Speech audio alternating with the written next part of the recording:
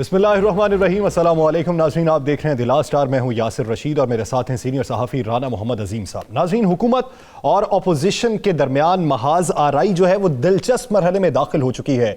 13 दिसंबर का लाहौर में मीनार पाकिस्तान का जलसा जो इंदिया है इस बात का कि वफाकी हुकूमत के ताबूत में आखिरी कील साबित होगा। लेकिन क्या वफाकी हुकूमत को ये टफ टाइम दे पाएंगे? मरियम नवाज ने यह कहा कि 8 दिसंबर का जो इजलास है वो आर या पार वाली कैफियत रखता है। तो ऐसी सूरत हाल में उनका जो रवैया है, उनका जो लहजा है वो काफी गुस्से वाला दिखाई देता है। इसी दौरान पाकिस्तान मुस्लिम लीग नून के रहनुमा ने तहरीरी तौर पर अपना इस्तीफा पेश कर दिया है कि मैं अपना इस्तीफा पेश करता हूं, मेरा जीना मरना पाकिस्तान मुस्लिम लीग नून के साथ है। तो क्या पाकिस्तान मुस्लिम लीग नून यह फैसला कर चुकी है कि आखिरी पत्ता शो कर दिया जाए? क्या दीगर जमातें इस पर मुत्तफिक होंगी? और जो रहनुमा है उनका ताल्लुक है NA90 सरगोदा से, हामिद हमीद, उन्होंने हमें ज्वाइन किया है। हामिद साहब, बहुत शुक्रिया आपके वक्त का। हामिद साहब, कुछ ज्यादा ही जज्बाती हो गए आप। सबसे पहले आपने इस्तीफा पेश कर दिया है, किस सोच की बिना पे अभी किसी मरकजी क़यादत ने इस्तीफा नहीं पेश किया और आपने इस्तीफा पेश कर दिया? देखिए, कल आपने social media convention Maryam Nawaz साहिबा का वो देखा होगा जिसमें मेरी क़यादत की ये विश भी है और उसके ऊपर वो मशावरत भी हम कर रहे हैं कि हमें इस्तीफे देने चाहिए और PDM के प्लेटफॉर्म से ये इस्तीफे होने चाहिए। तो उसमें मैंने अपनी क़यादत को ये अपना इस्तीफ़ा अरसाल किया है ताकि उन्हें फैसले करने में आसानी हो कि हमारा पूरा मैंडेट मियां मोहम्मद नवाज शरीफ को और मियां मोहम्मद शहबाज शरीफ को है कि वो फुली तौर पे अपने पूरी हिम्मत और हौसले के साथ इस हुकूमत को मंतकी अंजाम तक पहुंचा सकें और हम उनका पार्ट एंड पार्सल हैं। इसीलिए मैंने अपना इस्तीफा भाई साहब आपने कहा है कि आपने इस्तीफा पेश कर दिया। आप समझते हैं आपने इस्तीफे में लिखा है जो सारी तहरीर है कि इस हुकूमत का यहाँ पर रहना नागजीर है और इसको ख़त्म हो जाना चाहिए। तो फिर ये इस्तीफा आपने स्पीकर के नाम लिखा, तो स्पीकर को पेश करते नई रवायत बनती। आपने राना सनाउल्लाह साहब को इस्तीफा दे दिया है। राना सनाउल्लाह ने मंजूर तो नहीं करना, आप स्पीकर क्यों नहीं दे रहे इस्तीफा? जी गुजारिश ये है कि मेरी जमात ने मुझे टिकट दिया है, फिर मैं MNA बनाऊं। अल्लाह ताला की कुदरत के बाद मियां मोहम्मद नवाज शरीफ का टिकट और मियां मोहम्मद शहबाज शरीफ का टिकट है। ये सीट मियां नवाज शरीफ की अमानत है और मैंने इस्तीफा भी पार्टी की उस गाइडलाइन पे उन्हें जमा करवाया है। और इसमें सिर्फ मेरा नहीं, अभी आप देखेंगे कि बाकी सारी क़यादत के इस्तीफे वहां पे आएंगे। इस इस्तीफे में जो पूरी तहरीर है, इस इस्तीफे में जो तहरीर है, उस पूरी तहरीर के अंदर मियां मोहम्मद नवाज शरीफ का बयानिया किसी जगह नहीं लिखा हुआ। आप इस्तीफा पढ़ लें। जी, वोट को इज्जत दे के बयानिए पे हम कायम हैं और उसी बयानिए के तसलसल पे ये इस्तीफा मैंने दिया है। आपने बड़ी अच्छी बात की है। एक सवाल फिर यासर साहब आ जाएंगे। आपने क्या वोट को इज्जत दो, इस पर आपने इस्तीफा दिया है। वोट देती है अवाम, वोट देता आपके हल्के के लोग। आपको कितना वोट पड़ा था? 1 लाख से ऊपर पड़ा था ना? आपको कितने वोट पड़े थे? जी, मुझे 1 लाख से ऊपर पड़ा। अब 1 लाख से ऊपर जब वोट पड़े हैं, आप वोट को इज्जत आपने देनी है।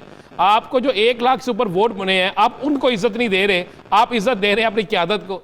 तो इसको हम किस तरह क्लियर करेंगे?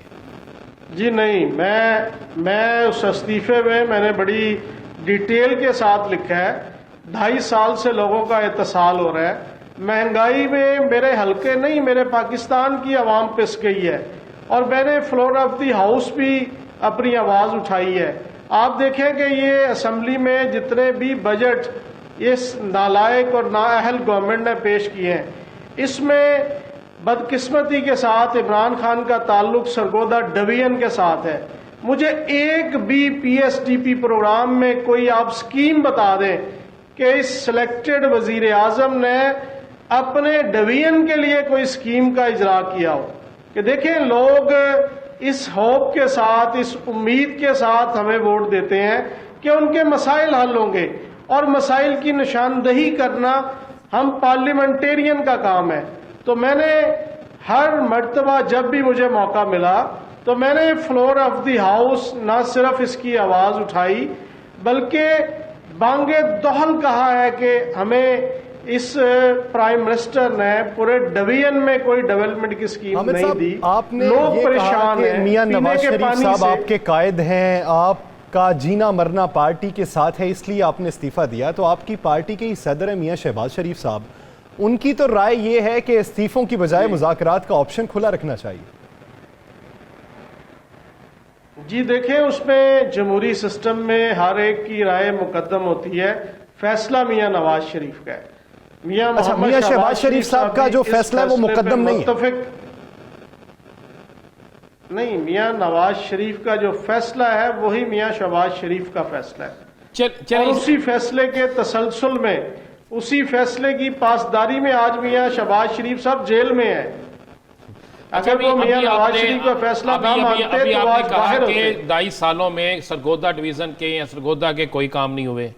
आपने मुतअद्दिद बार इसकी आवाज़ भी उठाई, आपने कहा कि लोग जो हैं वो बेचारे चक्की में पिस रहे हैं। ये एक वाज़े कर दी, मुझे समझ नहीं आ रही, क्योंकि आप बड़े सीनियर आदमी हैं। आपने अवामी मसाइल की वजह से, हल ना होने की वजह से इस्तीफ़ा दिया है, या मियां नवाज शरीफ के नारे की वजह से, या जो उन्होंने कहा कि आप असम्बलियों से इस्तीफ़ा देंगे उस वजह से, अवामी काम ना होने की वजह से, या पार्टी डिसीजन की वजह से?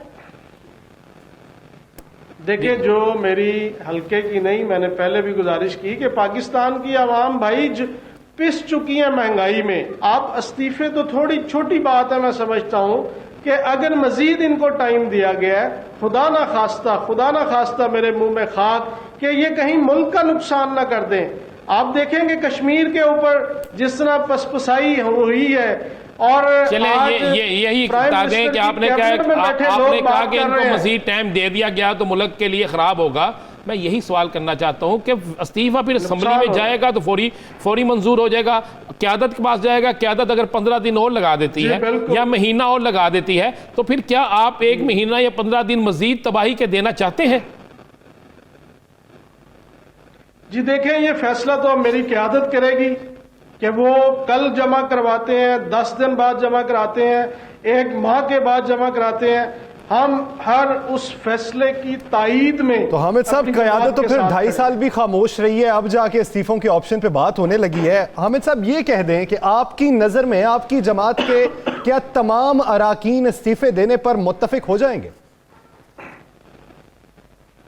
बेशक, मुझे तो अभी तक कोई ऐसा MNA नहीं मिला कि जिसने ये कहा हो, और बेशुमार MNAs की तो मुझे मुबारकबाद के टेलीफोन आए हैं कि आप बारिश का पहला कतरा बने हो, क्योंकि उनके हलकों में भी यही पोजीशन है।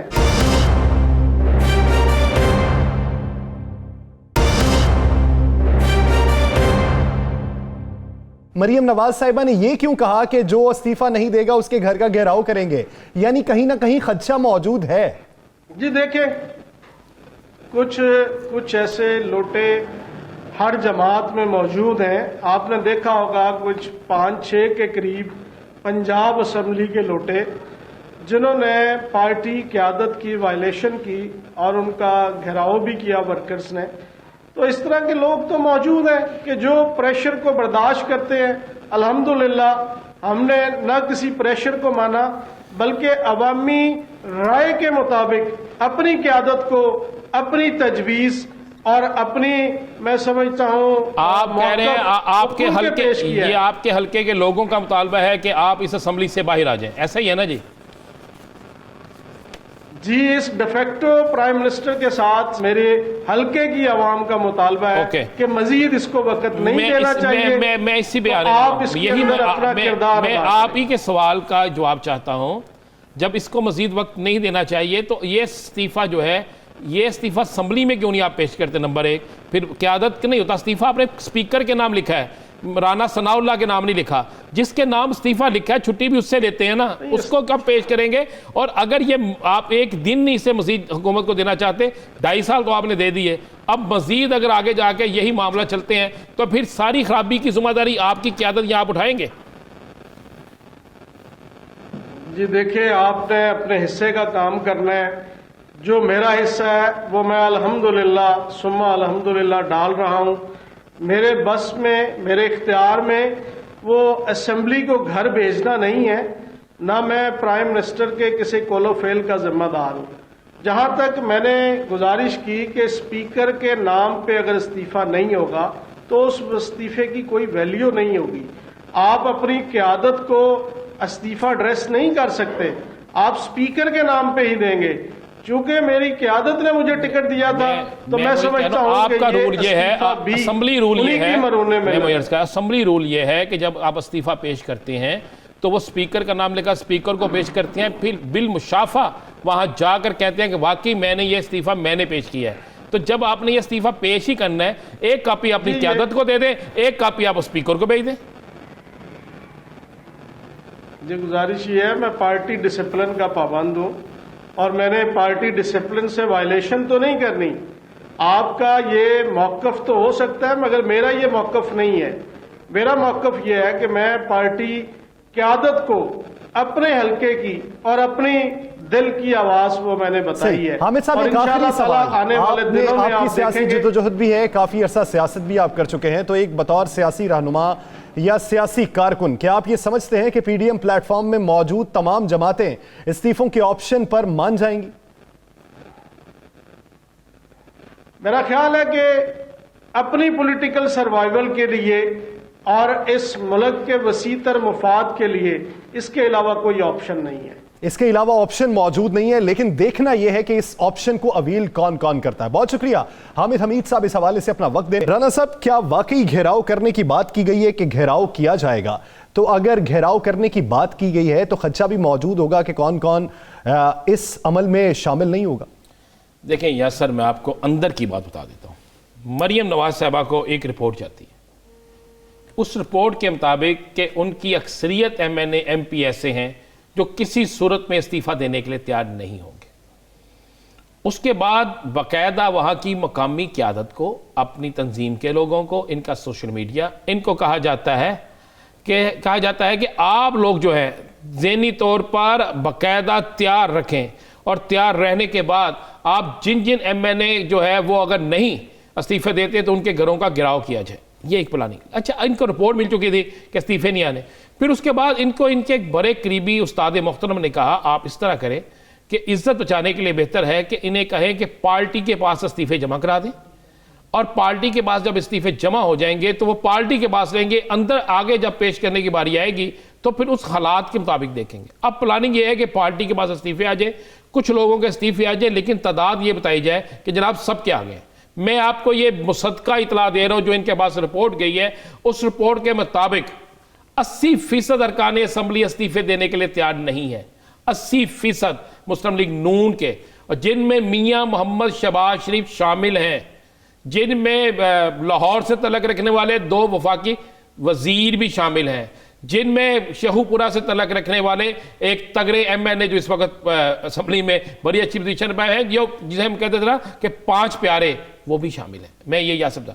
उसके बाद ये होता है कि जब मरियम को ये रिपोर्ट मिलती है तो मरियम साहब अपने वाले साहब से भी डिस्कस करती हैं। सब तरह डिस्कस करने के बाद फिर फैसला होता है कि अवामी प्रेशर बनाया जाए और अवामी प्रेशर बनाकर मजबूर किया जाए। उन्हें पता चलता है कि अवामी प्रेशर से भी जब मजबूरी नहीं होगी तो फिर उन्हें ये कहा जाए कि एक छोटे छोटे इस्तीफे ले लिए जाए, लेकर रख लिया जाए। रखने के बाद जो है वो आगे हम कहेंगे आज स्पीकर, देखिए स्पीकर को इस्तीफा जाएगा, बिल मुशाफा जाके इस्तीफा देने वाला वहां पहुंचेगा, जाकर बात करेगा, कहेगा मैंने इस्तीफा दिया, तो फिर इस्तीफा क्या सर कबूल होता है। ये भी मंजूर होना भी स्पीकर की जवाबदीद पे है, मैं ये भी आपको क्लियर बता दूं। तो उसके बाद जाके होता है, होना क्या है, स्पीकर कोई इस्तीफे नहीं आ रहे, चंद इस्तीफे आएंगे, जब इस्तीफे असल देने की बारी आएगी उससे ये लोग भाग जाएंगे। राना साहब, चौहान साहब ने एक बात ये की है कि दादी को दफनाने के बाद मरियम नवाज साहिबा और हमजा शहबाज साहब के दरमियान कोई तल्ख कलामी भी हुई है प्लानिंग को लेकर? जी बिल्कुल, ये उनके दरमियान भी हुई है, और चूँकि फयाजुल हसन चौहान ने वो सारी चीज़ें निकाल दी हैं, लेकिन हमारा तो ये कहना है, ज़राए का कहना है कि सिर्फ हमजा के साथ नहीं, ये तल्ख कलामी जो है ये मियाँ शहबाज शरीफ के साथ भी हुई है। और मियाँ शहबाज शरीफ ने कहा है उन्हें कि अब इससे ज़्यादा बेड़ा गर्क क्या करना है, ये लफ्ज़ इस्तेमाल हुआ है। तो जिस पर मरियम ने कहा है कि मैंने फ़ैसला कर लिया है और पार्टी मेरे पीछे है, जिस पर वहाँ एक और बड़ी अहम शख्सियत बैठी थी ख़ानदान की, तो उसने ये कहा कि जी पंजाबी में वहाँ पे ये कहा कि जरा बच्चे आए ना उन्होंने भी ख़त्म हो जाएगा। ये मैं आपको बिल्कुल कह रहा हूँ, ये बड़ी है। और दूसरा यासर, आज आपने देखा क्या हुआ है, आपने देखा है कि अवामी लीडर ने क्या किया लाहौर में। अगर बेहतर समझे तो जरा फुटेज चला दें कि आज मरियम साहिबा के इस्तकबाल के लिए आए हुए नून लीगी कारकुन के साथ क्या हुआ है। ये आप जरा देखें, ये कोई तरीके बंदे को नहीं मार रहे, ये नून लीग का कारकुन का, ये देख रहे हैं ये किस तरह मारा पीटा जा रहा है। यानी एक तरफ आप अवामी हमायत का ऐलान करते हैं, दूसरी तरफ आप उनके साथ इंसानों जैसा नहीं जानवरों जैसा सलूक कर रहे हैं। कोरोना से इन्होंने मरना है, कोरोना से इन्होंने बीमार होना है, अल्लाह ना करे कोई ऐसा हो जाए, और एक कारकुन जो अपनी लीडर की हिफाजत के लिए बाजू फैला रहा है कि उसको कुछ ना हो, और उसके साथ क्या सलूक किया जा रहा है। क्या जमहूरी रवैये ये होते हैं कि एक तरफ आप धमकियां देती हैं जिसने ना दिया तो उसके घर का गिराव भी तैयार हो जाए, दूसरी तरफ आप क्या कर रही हैं कि अपने ही कारकुन को मार रही हैं। अब ये जिस कारकुन को मार पड़ी है उस बेचारे का कसूर क्या है? जिस स्क्रीन पे आप देखें, क्या उसका कोई कसूर है? उसका कसूर यह है कि वो अपनी क़यादत को बढ़ा के आगे जाए। ये है ये, और ये रवैये हैं इनके जमहूरी। अब जिस कारकुन को मार पड़े बाकी कारकुन किधर जाएंगे? कुछ बेचारे कोरोना के मरीज हो जाएंगे, कुछ इनके रवैयों से हो जाएंगे। या सर यही अलहमरा भी हुआ था, याद है आपको? एक कारकुन नवाज शरीफ साहब का हाथ चूमने गया था तो उसने हाथ तो नहीं चूमने दिया, लेकिन उसको जितनी मार पड़ी थी वही आज हुआ है। तो ये है हमारी जमहूरियत, और इस जमहूरियत में ये है जमहूरी लोग। क्या मरियम ने रोका? एक दफा भी कहा मोहतरमा ने कि इसको छोड़ दो, ये मेरा कारकुन है? नहीं कहा ना। तो सियासी तर्ज अमल से क्या अवामी रद्द अमल देखने में आएगा? क्या अवामी प्रेशर बन पाएगा? क्या पीडीएम में शामिल तमाम जमातें के ऑप्शन पर मुत्तफिक हो पाएंगी? ये कुछ अरसे बाद ही वाजे हो जाएगा। लाहौर का जो जलसा है वो काफ़ी अहमियत का हामिल है। लाहौर के जलसे के बाद सूरत हाल मजीद वाजे होगी। नाज़रीन, दीगर इश्यूज़ पर बात करेंगे एक शॉर्ट ब्रेक के बाद। Stay with us.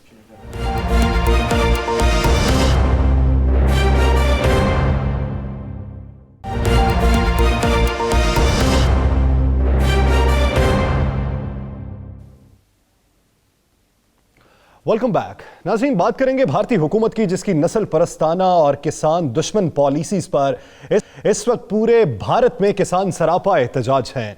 भारत के अंदर किसानों का एहतजाज 12वें रोज में दाखिल हो चुका है। दिल्ली का घेराव किया हुआ है, और इन्हीं किसानों की आवाज को बुलंद करने के लिए भारतीय हाई कमीशन बरतानिया के बाहर भी किसान दोस्त लोगों ने एहतजाज किया, जिसमें सिख बरादरी की बड़ी तादाद शरीक हुई। भारत के अंदर नस्ल परस्ताना इकदामात मोदी हुकूमत के आने से ही शुरू हो चुके थे, जिसमें शहरियत तरमीमी एक्ट लगा लिया जाए, मकबूजा कश्मीर में गैर कानूनी कब्जा लगा लिया जाए, और फिर अब किसान दुश्मन पॉलिसीज लगा ली जाएं। आलमी सतह पर भारत का तशख्खुस किस हद तक मजरू हो रहा है, और आलमी अवाम भारत के बारे में क्या राय रखती है, और भारत का मुस्तकबिल क्या होगा, इसी बारे में बात करने के लिए नायब सदर पाकिस्तान सिख गुरुद्वारा कमेटी रविंदर सिंह साहब ने हमें ज्वाइन किया है, और मेंबर आलमी स्टीयरिंग कमेटी अक़वाम मुत्तहिदा डॉक्टर इक़्तिदार चीमा साहब हमारे साथ मौजूद हैं। आप दोनों शख्सियात का बहुत शुक्रिया।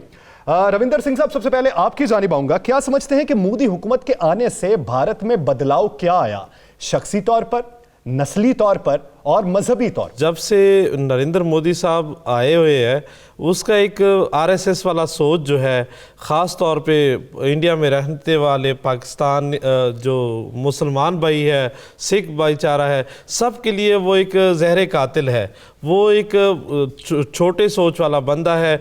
उसने जो है उसके जो ख़िलाफ़ जहन है वो एक बहुत छोटा है, और सिखों के ख़िलाफ़ भी प्रोपेगेंडा करता है, और मुसलमानों के ख़िलाफ़ भी वो हर टाइम जो है इस तरह के काम करते हैं। आप सबसे पहले देखिए, पाकिस्तान ने जितना बड़ा काम किया करतारपुर कॉरिडोर को देखे, वहाँ पे भी हम बार बार उनको रिक्वेस्ट कर रहे हैं कि आपकी मेहरबानी होगी, मज़हब को जो है सियासत से दूर रखिए आप। लेकिन उसको ये ज़हन में नहीं आ रहा। वहाँ पे पिछले 4 महीने में हमारे पास एक भी बंदा उसने नहीं भेजा। वो ऐसा बंदा है, उसका ज़हन जो है अभी भी वो चाय पे अटका हुआ है। जो छोटे कप जितना उसका ज़हन है, वो सिखों के साथ भी ज़्यादती कर रहा है, मुसलमानों के साथ भी ज़्यादती कर रहा है। पिछले 12 दिनों से जो माइनस डिग्री में हमारे सिख भाई बैठे हैं, पंजाबी बैठे हैं, हरियाणा से लोग आए हैं, वो वहाँ पे उनके साथ जुल्म अत्याचार कर रहे हैं, उनके साथ ऊपर लाठी चार्ज कर रहे हैं, बहुत सारे जुल्म कर रहे हैं। वो उसका वही ज़हन है, वो उनको जो है गिरफ्तार कर रहे हैं। क्या समझते हैं कि इस वक्त भारत के अंदर किसानों के जो हुकूक की जंग है कितना कामयाब होंगे? ये इतनी कामयाब हो चुकी है। आप ये देखें कि इस वक्त दिल्ली के इर्द गिर्द लाखों की तादाद में सिख बरादरी इकट्ठी हो चुकी है, लाखों की तादाद में, और उनके साथ मुसलमान किसान भी वहाँ पे मौजूद हैं। और वहाँ पर हर वो शख्स जो समझता है कि इनके साथ ज्यादती हो रही है वो वहाँ मौजूद है। इनके साथ नरेंद्र मोदी क्या करने जा रहा है ये भी मैं बताऊंगा, लेकिन पहले हम इक़्तिदार चीमा साहब से पूछना। इक़्तिदार चीमा साहब, इस मुल्क के अंदर जुल्मों सितम की इंतहा हो गई। ना सिख महफूज है, ना मुसलमान महफूज है, ना क्रिश्चियन महफूज है, कोई वहां पे महफूज नहीं है। तो ये इंटरनेशनल सतह पर फिर भी इस पर आवाज क्यों नहीं उठती? जनाब बहुत शुक्रिया। शायद आप मुझे ये भी खुशी है कि पाकिस्तानी मीडिया को थोड़ी सी तवज्जो जो है इस तरफ भी आपने मबजूल करवाई है। आवाज तो बहुत दफा उठती है, शायद आप लोग उसको उस तरह से कवर नहीं करते। इंटरनेशनल आपको पता है कि जैसे आप किसानों की बात कर रहे हैं तो यूनाइटेड नेशंस के सेक्रेटरी जनरल ने बहुत स्ट्रांगली अभी परसों इस पे स्टेटमेंट दी है कि राइट ऑफ पीसफुल प्रोटेस्ट जो है वो हर शख्स का हक है और इसको इंडिया इंडोर्स करे। इसी तरह जब कोरोना का मसला खड़ा हुआ और उसमें इस्लामोफोबिया का सामना करना पड़ा मुसलमानों को भारत के, तो उस पर भी अक़वाम मुत्तहिदा में बहुत स्ट्रांग आवाज उठी थी कि इस इस्लामोफोबिया को बंद होना चाहिए। इसी तरह कश्मीर के मसले पे भी आवाज उठती आई है।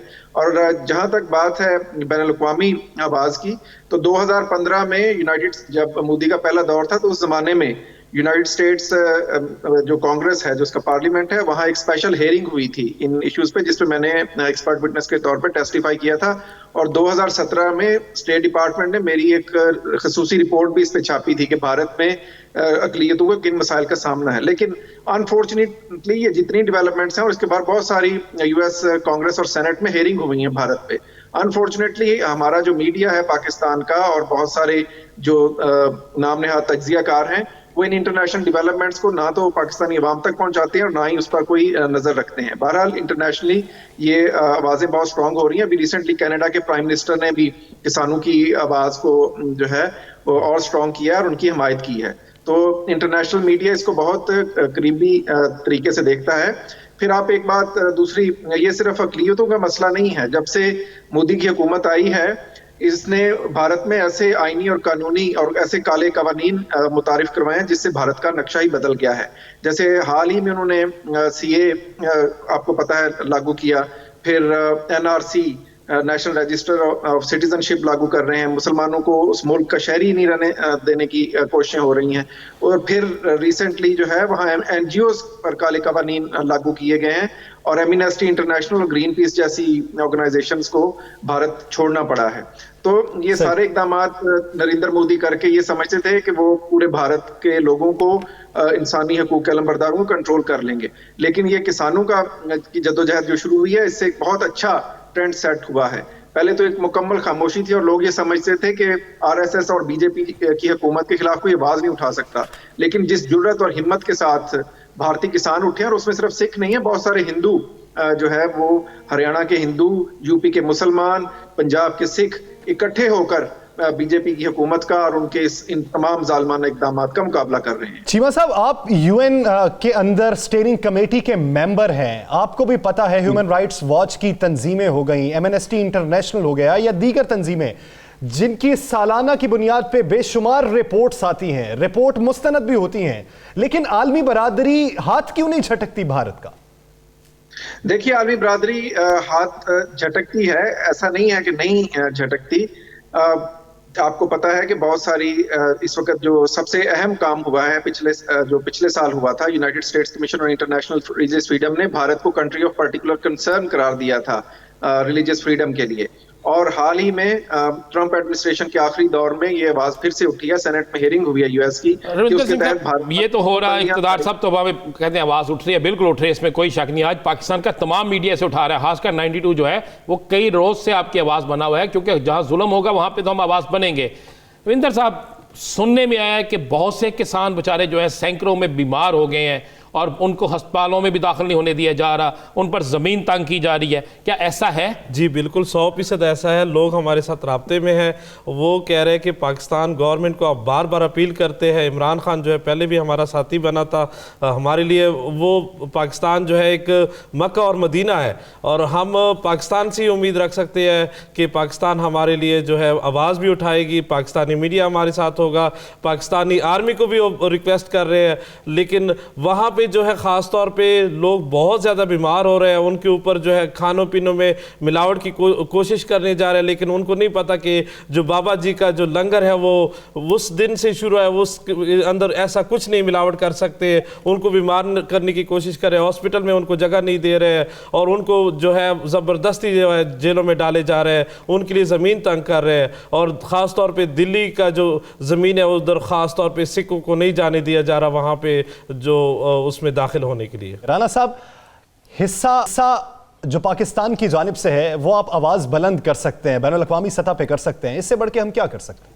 देखें, ये भी बहुत बड़ी चीज़ है। हम भारत नहीं है कि हम भारत के अंदर दहशतगर्दी करवा दें। हम भारत नहीं है कि जो वहाँ पर दहशतगर्दों को सपोर्ट करें। हम भारत नहीं है जो वहाँ पर जाकर लोगों को ऐसा करे कि पाकिस्तान के अंदर जो वो करते हैं, वो 4-6 लोगों को ले जाते हैं, उनको दिखाते हैं कि जनाब इनकी तरफ से है कि पाकिस्तान के अंदर, बलूचिस्तान के अंदर मुदाखलत करें। देखें, लाखों की तादाद में सिख बरादरी मौजूद है वहाँ पे यासर, और वो खुद कह रहे हैं, और एक पूरे भारत के सिख है, ये सब पंजाब के नहीं है, वो खुद कह रहे हैं कि आओ हमें आके बचाओ। अखलाकी तौर पर पाकिस्तान का हक बनता है, क्योंकि हम हमेशा पाकिस्तान के अंदर देखें सिख बरादरी की कितनी है, बैठे हुए हैं, ये बता सकते हैं किसी एक सिख को कभी नुकसान नहीं होने दिया। उनकी इबादत गाहें, उनके हर चीज़ को यहाँ भी, यहाँ तो असम्बलियों के अंदर हम सिखों को नुमाइंदगी देते हैं, यहाँ पर तो वो उनको अपनी तकरीबात पे मनाते हैं, उनकी तकरीबात में हम जाते हैं। या सर मैं आज एक चीज़ ब्रेक कर दूँ यहाँ पे, उसको जिसकी तस्दीक अभी इन्होंने की है कि वहाँ पे खाना, बाकायदा नरेंद्र मोदी ने एक रोज़ कबल होने वाले अपनी एक मीटिंग में जिसमें RSS के लोग मौजूद थे, उन्हें कहा गया कि आप लोग उन सिखों के घरों पे हमला कर दें, उनकी औरतों को उठाकर ले जाएं। यहां तक कहा गया जो सिख यहां पे जुलूसों में आए हैं वो घर छोड़ के हैं, अपने उनके बीवी बच्चे बेचारों के वहां मौजूद है, कि उनके घरों में जाएं, जिस तरह हो सकता है उनको उठा लें, उनके घरों को आग लगा दें। और एक पानी की सप्लाई आज से वो शुरू होने लगी है जिसमें जहर होगा। कई सिख वो पानी पीने से बीमार हो सकते हैं, मर सकते हैं। ये नरेंद्र मोदी ने RSS और रा के लोगों के साथ मिलकर ये कह दिया है। ये बहुत खौफनाक साजिश जो है वो हो चुकी है। चीमा साहब, जैसा कि इंकिशाफात कर रहे हैं राना साहब, साजिशें की जा रही हैं एक ऐसी अपनी कौम के लिए कि जो आपके अंदर बस्ती है, बड़ी तादाद है उनकी, मुल्क कौम के लिए खिदमात भी हैं, तो आप अपनी आवाम के लिए इस तरह का रवैया किस तरीके से अपना सकते हैं? पाकिस्तान को मॉरल सपोर्ट जरूर करनी चाहिए, आलमी सतह पर इसकी आवाज जरूर उठानी चाहिए, लेकिन पाकिस्तान की इससे ज्यादा कोई इंटरफेरेंस नहीं होनी चाहिए, क्योंकि भारतीय हुकूमत जो है वो इस चीज को इस्तेमाल करेगी उन किसानों के खिलाफ, और एक जो नेशनल सेंटीमेंट है वहां की मेजोरिटी का, हम भी यही कह रहे हैं। पाकिस्तान इखलाकी तौर पर सपोर्ट कर रहा है। हम दहशतगर्द, इंडिया दहशतगर्द है जो दहशतगर्दी कराता है, पाकिस्तान दहशतगर्द नहीं है, यही बात हम कह रहे हैं। जी, इस चीज का मुझे अंदाजा है, मेरी बात मुकम्मल होने दीजिए। पाकिस्तान मॉरल सपोर्ट जरूर करे, और आपको मैं बताता चलूं कि 17 दिसंबर 2018 को यूनाइटेड नेशन की जनरल असेंबली ने एक डिक्लेरेशन पास किया था on the rights of pageants, जिसमें भारत और पाकिस्तान उन 121 ममालिक में शामिल थे जिन्होंने इसको एंडोर्स किया था। इसराइल, अमेरिका, बरतानिया, न्यूजीलैंड और ऑस्ट्रेलिया ने इसकी मुखालफत की थी। अब हमारा ये होना चाहिए तरीकाकार कि अक़वाम मुत्तहिदा में कम से कम पाकिस्तान जो है उसके साथ ज्वाइंट सिग्नेटरी है भारत, उसको इस मामले को उठाए अगर पाकिस्तान उठाना चाहता है, कि आपने ये जो है डिक्लेरेशन हमारे साथ ज्वाइंटली साइन किया है, इस पर तवज्जो दें। दूसरी बात, जिस तरह कैनेडियन वजीर आजम को तहफ़्फ़ुज़ात हैं उस तरह हमें भी तहफ़्फ़ुज़ात हैं, किसानों का इस्तेहसाल नहीं होना चाहिए। रविंदर सिंह साहब, किसान जो होते हैं वो बुनियादी तौर पे मईशत का पहिया चलाते हैं, और ऐसा मुल्क जो ज़रई सतह पे इन्हसारी पर हो तो उसमें किसानों के हुकूक को नज़रअंदाज किस तरीके से किया जा सकता है? सबसे पहले तो मैं इक़्तिदार चीमा साहब को ये अर्ज़ करूं उनकी खिदमत में कि बाकायदा तौर पे उनके साथ जो जुल्म सितम किए जा रहे हैं वो मजबूर है कि वो पाकिस्तान को रिक्वेस्ट करे, और उनका कोई सहारा ही नहीं है। यहाँ पे एक बात मैं और ऐड करना चाहता हूँ, जो इंडिया में है दिल्ली सिख गुरुद्वारा प्रबंध कमेटी का प्रधान है सिरसा, वो हर बात पे पाकिस्तानी हाई कमीशन के, पाकिस्तान में मामूली सी बात होती है वो हर बात पे जाके पाकिस्तानी हाई कमीशन के बाहर अपने RSS के गुंडे लेके जाते हैं। आज कहाँ है वो? आज किधर है वो, उसके सोच का है, आरएसएस का सोच जो है उनका, वो नरेंद्र मोदी का पूरा सपोर्टर है, सिखों का कातिल है वो। आज वो हम उनकी खिदमत में अर्ज करते कि आओ अपने जो सिखों के साथ जुल्म हो रहे हैं दिल्ली के अंदर, उनके घरों से उठाया जा रहा है कि वो एहतजाज करने ना जाए, आज कहाँ है वो सपोर्ट, आज कहाँ है उनके लंगर, जो आज जुल्म कहाँ और है जबर उनके का मारा होगा, जिस पर जुल्म के पहाड़ तोड़े जाते होंगे, वो किसी ना किसी को तो पुकारेगा, किसी को दोस्त बनाएगा। हम अखलाकी तौर पे बैनुल अक़वामी सतह पे इनकी आवाज बुलंद कर सकते हैं, इनकी आवाज को तक़वियत दे सकते हैं, लेकिन आलमी सतह पर भी दीगर कुव्वतों को यह देखना होगा कि भारतीय तर्ज अमल खित्ते के लिए और अपनी आवाम के लिए किस हद तक गलत है। नाज़रीन, दीगर इश्यूज पर बात करेंगे एक शो के बाद। Stay with us.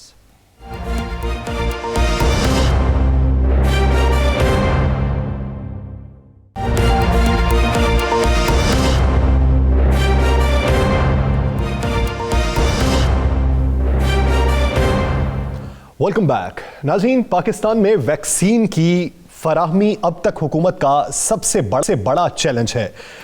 पाकिस्तान के लिए वैक्सीन की बरवक्त फराहमी किस तरीके से मुमकिन होगी और वो मुअस्सर कितनी है, इस हवाले से ट्रायल कितने हो चुके हैं, हुकूमत इस हवाले से सोच विचार क्या कर रही है, कितना बजट मुख्तस किया गया है और जितने ट्रायल हुए उसमें से मुअस्सर कितने हैं, इसी बारे में बात करने के लिए हमें ज्वाइन किया है सेक्रेटरी से डॉक्टर नौशीन हामिद साहिबा ने।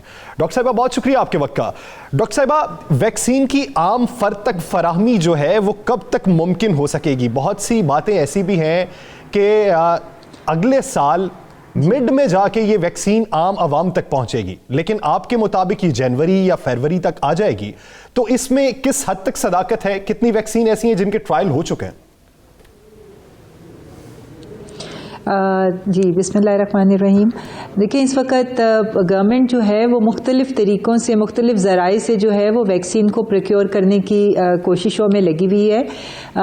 जो वैक्सीन हम लोगों के अपने क्लिनिकल ट्रायल्स हो रहे हैं, जिसके चाइना की जो वैक्सीन है जिसके क्लिनिकल ट्रायल्स इस वक्त पाकिस्तान में जारी हैं और तकरीबन 10,000 वॉलंटियर्स को वो वैक्सीन लग चुकी हुई है। 18,000 का हमारा टारगेट है, जो कि हमें उम्मीद है कि हम दिसंबर के एंड तक अचीव कर लेंगे। तो जो उस सोर्स से जो कैंसिनो बायो की जो चाइनीज़ वैक्सीन है उसके ट्रायल्स मुकम्मल होते, साथ ही जब उसके जैसे रिजल्ट मुरतब होंगे तो चाइना से वो वैक्सीन जो है वो हमारी कोशिश होगी कि फिर उसके बाद जल्द से जल्द हम मंगवा लें। दूसरा सोर्स जो है, जो कि पाकिस्तान इस वक्त कुछ फार्मास्यूटिकल कंपनीज, इंटरनेशनल कंपनीज जिनके वैक्सीन जो है वो फाइनल मराहिल में है, उनसे राब्ते में है और हमारी उनसे बड़े फाइनल स्टेजेस के ऊपर है जो डिस्कशन चल रही है और उसके लिए $150 मिलियन का अप्रूवल भी कैबिनेट ने दे दिया हुआ है। तो उसकी हमारी कोशिश है कि वो जैसे ही हफ्ते 10 दिन में उनके पास हमारी एडवांस बुकिंग होती है तो उसके बाद वो फर्स्ट क्वार्टर के एंड तक, 2021 के फर्स्ट क्वार्टर के एंड तक हमें उम्मीद है कि वो वैक्सीन हमें मिल जाएगी। और उसके लिए भी पॉपुलेशन को जो है वो शॉर्टलिस्ट कर लिया गया है कि स्टेज 1 में हम जो हमारे फ्रंट लाइन के एसेंशियल हेल्थ केयर वर्कर्स हैं, इसको तकरीबन 0.5 मिलियन के करीब वैक्सीनेशंस उनके लिए होंगी और जो population over 65 years of age है 9.5 मिलियन जो है वो लोग होंगे जिनको ये फर्स्ट स्टेज में दी जाएगी। उसके बाद सेकंड स्टेज जो है उसमें तमाम हेल्थ केयर वर्कर्स आ जाएंगे और जो 60 ईयर्स से ऊपर की पॉपुलेशन है, और थर्ड स्टेज में जो फिर बाकी पॉपुलेशन है उसमें से लोगों को दी जाएगी। तो इस सारे स्टेज में ज़ाहिर है कि थोड़ा सा टाइम लगेगा, मगर हमें उम्मीद है कि ये अमल हम 2021 के फर्स्ट क्वार्टर के एंड तक शुरू कर देंगे। और तीसरा जो प्लेटफॉर्म इस वक्त पाकिस्तान इस्तेमाल कर रहा है वो कोवैक्स का प्लेटफॉर्म है, जिसमें गावी जो वैक्सीन अलायंस है और WHO के ताउन से जो उन्होंने हमसे कमिटमेंट की है कि हम 20% पॉपुलेशन, और वो भी मैं समझती हूँ काफ़ी बड़ा, कोई तकरीबन 45 मिलियन लोग होंगे जिनको वो हमें प्रोवाइड करेगा कोवैक्स का प्लेटफॉर्म पर। उसको आते हुए मैं समझती हूँ कि हमें 2021 के थर्ड क्वार्टर का आखिर या फोर्थ क्वार्टर की बिगनिंग हो जाएगी। तो ये एक प्रोसीजर हम कह सकते हैं कि जनवरी या फरवरी में ये जो लोग हैं इन्हें वैक्सीन का सिस्टम शुरू हो जाएगा। देखिए जी, जो मैं सेफली हम कह सकते हैं कि फर्स्ट क्वार्टर का एंड जो है उसमें ये वैक्सीन जो है वो लोगों को लगनी शुरू हो जाएगी। जी डॉक्टर साहब, ये तो हो गया, वैक्सीन आ जाएगी, शुरू हो जाएगा। इस वक्त जो मौजूदा सूरत हाल है पूरे मुल्क के, जलसे जुलूस भी हो रहे हैं, हर चीज़ हो रही है, ख़ासकर ये PDM के जलसे जुलूस हो रहे हैं। तो मैंने एक रिपोर्ट भी पढ़ी है, आप क्या समझती हैं कि लाहौर में इन जलसे जुलूसों के बाद अस्पतालों में इतनी जगह मुयस्सर होगी कि लोगों को एडमिट किया जा सके? देखिए जी, इस वक्त हॉस्पिटल्स जो हैं वो हम सब जानते हैं कि ऑलमोस्ट जो है वो अपनी कैपेसिटी जो है उसके करीब पहुंच चुके हैं। गो कि अभी कुछ बेड्स अवेलेबल हैं, कुछ वेंटिलेटर्स अवेलेबल हैं, मगर वो अब बहुत उनकी तादाद महदूद रहती जा रही है। और इस वक्त हिकमत अमली का तकाजा यही है कि एहतियात की जाए और पब्लिक गैदरिंग्स को अवॉइड किया जाए। इसके लिए मैं समझती हूँ कि हमारे पास कुछ डाटा मौजूद है जिससे ये पता चलता है कि पब्लिक गैदरिंग्स जहाँ पर भी हो रही हैं वहाँ पर कोविड जो है वो ज़्यादा उसका फैलाव होता है। तो इसलिए मेरी तो यही दरख्वास्त होगी अपोजिशन से, और मैं समझती हूँ कि हुकूमत तमाम इसको इस वक्त उनको रिक्वेस्ट कर रही है कि इन जलसे जुलूसों को जो है वो थोड़ी देर के लिए मौखर कर दिया जाए। डॉक्टर साहब, आपके पिंडी में आप ही की जमात में, डॉक्टर साहब आप पिंडी में 3 दिन पहले आप ही की जमात के एक रुकन असम्बली जो हैं उन्होंने वहाँ पे एक बाकायदा जलसा किया है, उसमें भी कोई SOPs की पाबंदी नहीं थी। तो जब आपके अपनी जमात के लोग ये सब कुछ कर रहे हैं तो आप अपोजिशन को किस तरह रोक सकते हैं? देखिए जी, अगर हमारी जमात के लोग भी कर रहे हैं तो ये जस्टिफाइड तो नहीं है, मगर अब मैं समझती हूँ कि कुछ अरसे से हमारे खान साहब प्राइम मिनिस्टर साहब की तरफ से ऑर्डर आ गए हैं कि हमारी जितनी हुकूमती जलसे थे वो तमाम मनसूख कर दिए गए हैं और हुकूमत की तरफ से अब कोई बड़ा जलसा जो है, इस तरह की पब्लिक गैदरिंग जो है वो बिल्कुल मना कर दी गई है। तो हमारी तरफ से कुछ अरसा पहले पिंडी में ज़रूर हुआ था, मगर वो कोई 1.5-2 महीने पहले की बात है। मैं आपको 2 दिन पहले की बात बता रहा हूँ। मिनिस्टर का ऑर्डर आ गया कि हुकूमत, डॉक्टर साहब मैं 2 दिन पहले की बात बता रहा हूं। जी, वो गैस पाइपलाइन का इफ्तिताह था। जी बहरहाल ये पब्लिक गैदरिंग्स जो हैं, चाहे वो हुकूमत करे चाहे वो अपोजिशन करे, हम उसको जस्टिफाई नहीं कर सकते। जी, इस वक्त तकाजा यही है कि पब्लिक गैदरिंग्स जो हैं वो उसको अवॉइड किया जाए। महदूद तादाद में जो NCOC की तरफ से इजाज़त है, उस महदूद तादाद की गैदरिंग्स जो हैं वो SOPs के साथ अगर की जाएंगी तो वो मेरा ख्याल है 200 की तादाद जो है वो NCOC ने अलाउ की है, मगर इससे ज़्यादा की तादाद किसी तरह से भी जो है वो इस वक्त हमारे मफाद में नहीं है। जी, तो डॉक्टर साहबा, आप क्या समझती हैं अब तक के जो ट्रायल हुए हैं उसमें से कौन सी वैक्सीन ऐसी है जो ज़्यादा मुअस्सर पाई गई, और जो पहले कोविड पॉजिटिव रहे हैं उन पे ज़्यादा मुअस्सर असर करती है वैक्सीन, या उनसे पहले अभी कोविड पॉजिटिव नहीं है, एक आम फर्द है अभी इस वबा से बचा हुआ है, उस पे ज़्यादा असर करती है?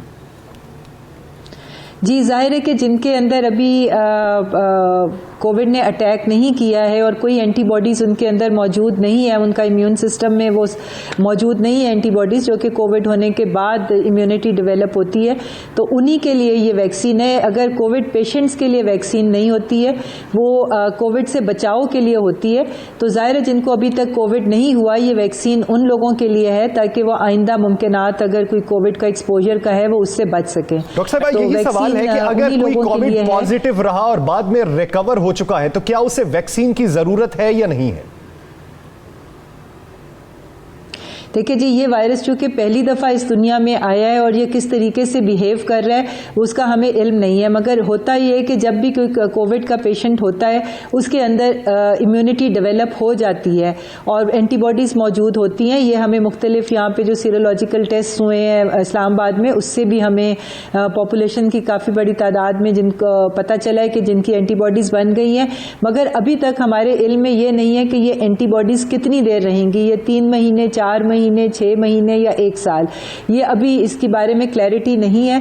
तो ये वक्त आने वाला वक्त बताएगा, मगर रिसेंटली कुछ केसेस हमारे नोटिस में आए हैं जिनको कोविड कुछ महीने पहले हुआ था, उनमें दोबारा से ये इन्फेक्शन हुई है, जिससे ये जाहिर हो रहा है कि ये एंटीबॉडीज़ जो है इनकी लाइफ महदूद है और ये कुछ अरसे के बाद खुद ब खुद जिस्म से ख़त्म हो जाती हैं।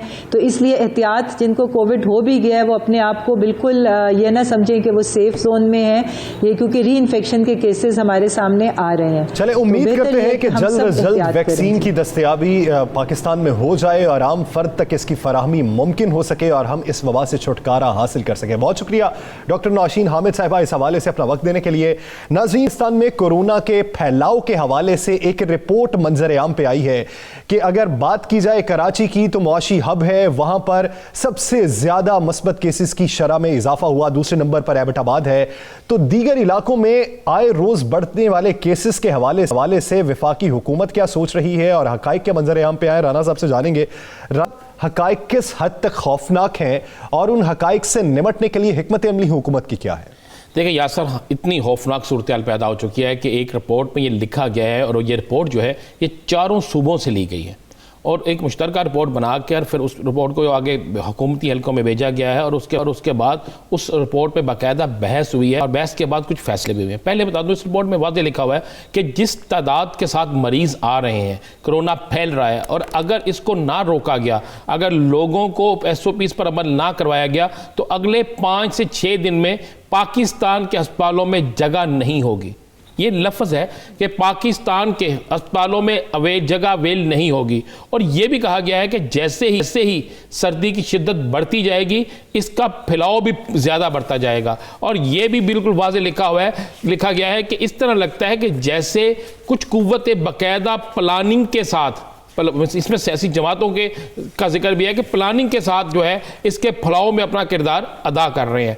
तो ये बड़ी एक खौफनाक सी रिपोर्ट है। उसमें लिखा गया है कि कराची, सिंध जो है उसे पहले नंबर पर दिया गया है, पंजाब दूसरे नंबर पे है, KPK तीसरे नंबर पे है और बलोचिस्तान जो है वो चौथे नंबर पे है। और शहरों में कराची, लाहौर जो है, इनके मतलब तो बड़ा वाज़ेह लिखा हुआ है कि इन जगहों पे तो इतनी तेज़ी से फैल रहा है कि जिसकी इंतहा कोई नहीं। और पहले अगर 1 से 5 लोगों में मुंतकिल होता था या फैलता था, एक रेशो बनाई जाती थी, तो अब 1 से 12 लोगों में जा रहा है। और जब 1 से 12 लोगों में ये मुंतकिल हो रहा है कम अज़ कम, तो फिर रेशो क्या बनती है। और ये भी कहा गया है कि पंजाब और सिंध, इन 2 सूबों के अंदर सबसे ज़्यादा ये लिखा गया है कि पब्लिक गैदरिंग्स हो रही हैं।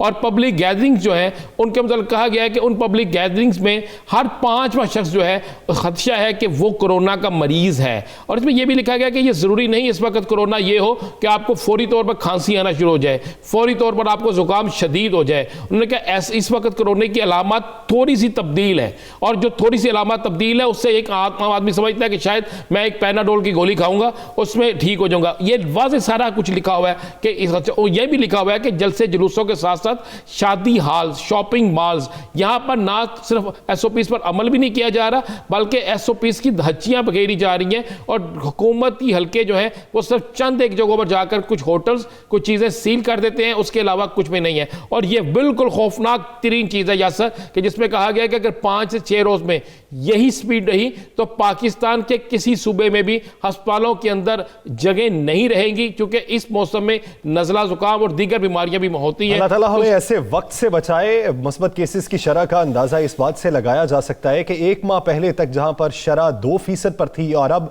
मौजूदा शरह जो है वो 9.71% पर पहुंच चुकी है। कराची में 21.32% हो चुकी है। तो इसलिए इनफरादी तौर पर हमें SOPs पर अमल करना होगा और बुरे वक्त से बचना होगा। द लास्ट आवर से मुझे और राना अजीम साहब को दीजिए इजाजत। अल्लाह निगहबान।